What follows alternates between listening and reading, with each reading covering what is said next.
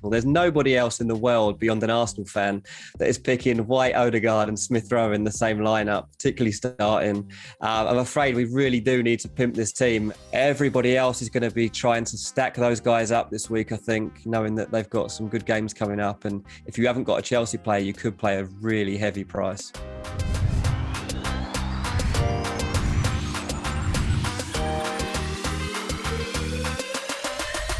I'm Dean Jones. This is Pimp My Team on Chasing Green Arrows. Make sure you tune in as I look to improve your teams for this game week. I think it's a really, really good team. Obviously, it is the opposite approach to mine, but I can completely see why people take this approach. It's very hard to criticise it and look to make any improvements, to be honest. I don't even mind the bench. I think the bench is pretty strong as well.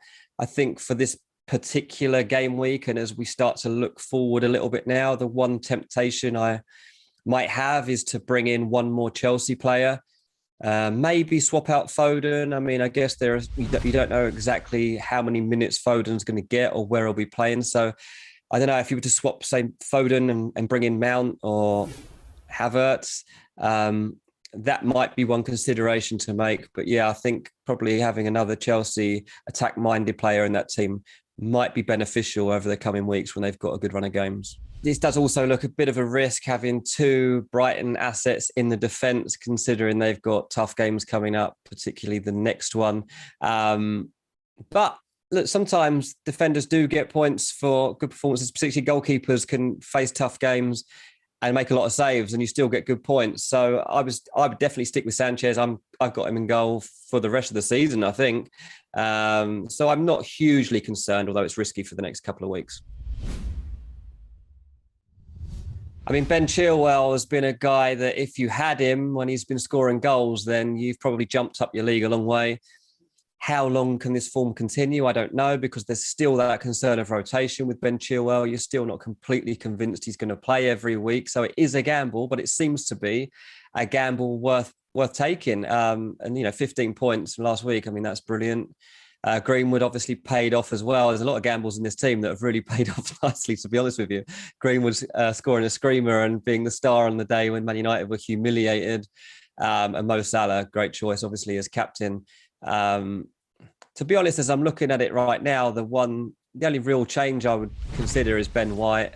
I don't like him as an FPL asset. I know he's cheap, and that's why he's tempting. I made this mistake as well. I jumped on Ben White early on, and then I realised that I don't really know what I'm going to get out of him across the season. I think there are better options there, particularly in this team, because there's no Livramento, so that might be one to consider.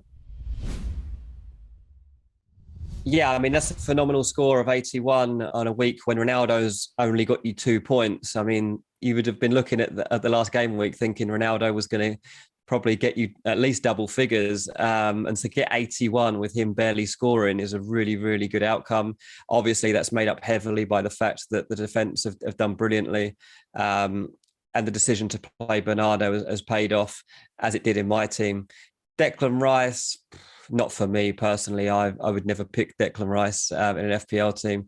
I think that there's the hope with Declan Rice and people picking him is that he gets some more set pieces, takes pens, and that's definitely something he wants to do more and more. I'm just not convinced yet that he's going to have enough control over those big decisions to actually get the points that we want to see from him. Eventually, I think that Rice is going to be a really, really good asset in FPL. I just don't think that moment is yet.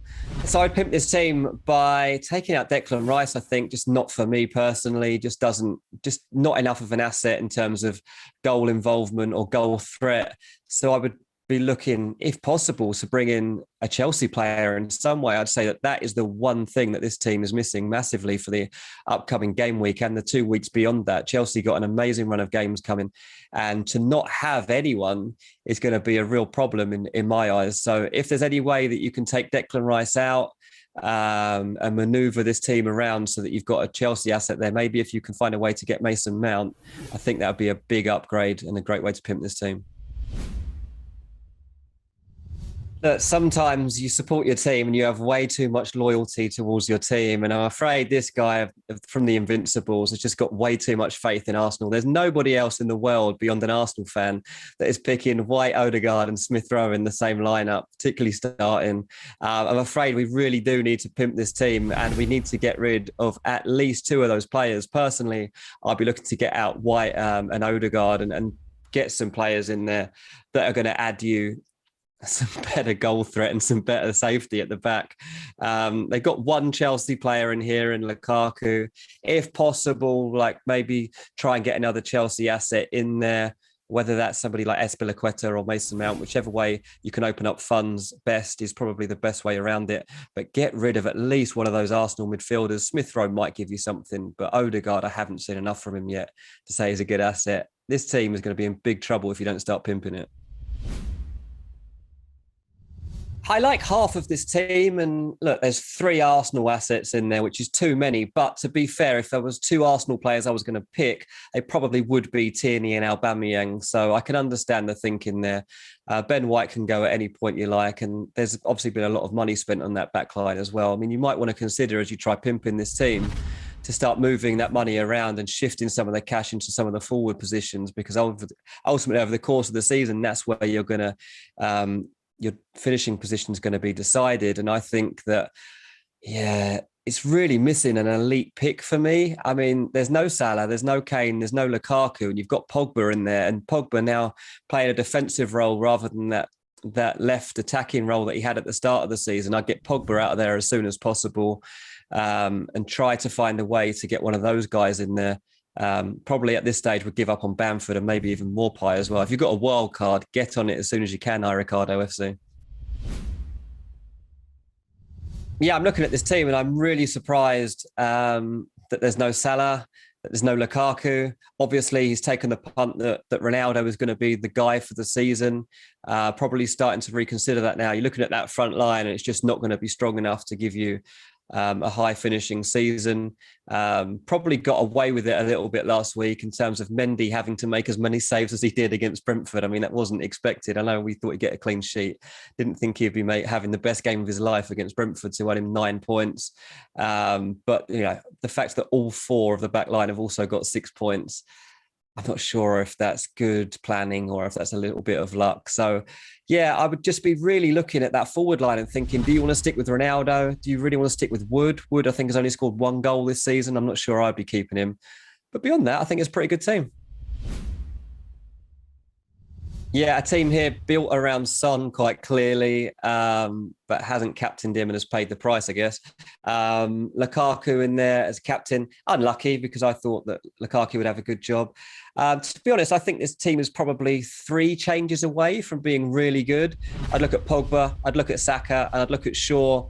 And I think if you can use that money wisely out of those 3 positions, carefully select your 11 across the subs as well for each game week coming up, I think it would be in a really good place. So, just think about which elite asset you might want to get in there, especially if you can somehow find a way to get Salah, because he does seem to be a bigger mission.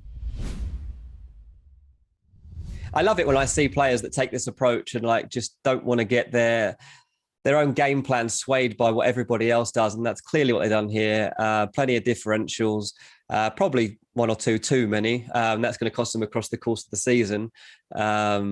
I mean, Moutinho wouldn't be getting anywhere near my team, and I'd certainly have started Cresswell, even if there was doubts over him. I'd always put Cresswell into a team. I think that there are 4 or 5 left backs across the Premier League that if you've got them, just put them in your lineup, and if they don't start, they don't start. They're not very likely to come on as substitutes if they don't start, so it doesn't matter. The omission again of Mo Salah, which just seems mind-blowing to me. But I guess, again, all that money's going on Ronaldo. So look for a way to just tinker this one, I think. I like the alternate thinking. I think you need to pimp it a little bit. Yeah, I think this is a reasonably good team. I think it just looks to me, as I'm looking through it, like an unlucky game week. Obviously, Rudiger Alonso and Grealish. I mean, in other weeks, those guys could have got you quite big points across that game week. So I think probably a little bit of bad luck, maybe just taking your eye off of the team news and looking at the rotations that might be happening can easily happen to all of us. You take your eye off it for one Friday and it's gone. But yeah, I think for this game week coming up, again, I'm looking at it and I'm thinking the one glaring absence for me is Chelsea attack-minded player. Even if you can get a Mount or a Havertz or a Werner in there, if you can't afford Lukaku, just try and find a way to get some sort of Chelsea asset into that forward line, because everybody else is going to be trying to stack those guys up this week, I think, knowing that they've got some good games coming up. And if you haven't got a Chelsea player, you could play a really heavy price. Yeah, I mean, Ziyech has your Chelsea attacking asset. Seems a strange one from midfield. I mean, he seems like the one guy I wouldn't be picking from the rotators at the moment. So swap him out for somebody else. You can easily get Mason Mount in, I think.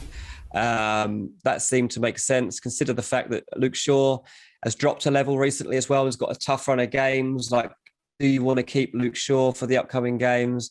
Probably not, if I'm completely honest. Apart from that, it's not a bad side at all. I think you're going to have a quite comfortable season if this is your side. But with a bit of pimping, I think you can have a really, really good season. That was Pimp My Team. I'm Dean Jones. This is Chasing Green Arrows. Make sure you like and subscribe.